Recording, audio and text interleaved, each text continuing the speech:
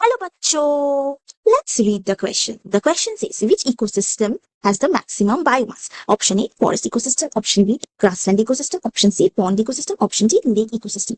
इस क्वेश्चन को आंसर करने के लिए पहले हमें समझना बहुत जरूरी है एक की कॉन्सेप्ट को. The key concept is biomass distribution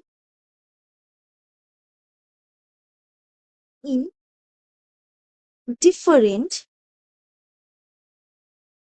ecosystem. ठीक है, अब इकोसिस्टम क्या है एंड बायोमास क्या है, पहले हमें ये जानना बहुत जरूरी है. चलिए पहले इकोसिस्टम को देखते हैं. ठीक है, सो इकोसिस्टम क्या है? It is the study of interaction between living and non living matter in a particular area. Okay, अब बायोमास क्या है? Now what is biomass?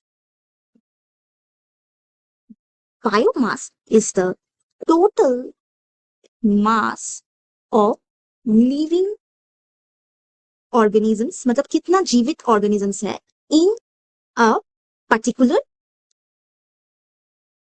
ecosystem. ठीक है, समझ में आ गया? इकोसिस्टम क्या है? एक इंटरैक्शन है between living and non living matter in a particular area. And bio क्या है? It is the total mass, sum of the mass of living organisms in that उन पर्टिकुलर इकोसिस्टम में. ठीक है, अब चलिए देखते हैं.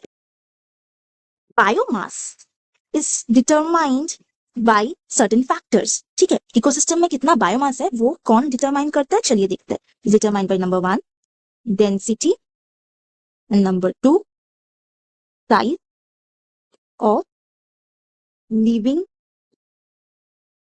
Organisms in that ecosystem. ठीक है,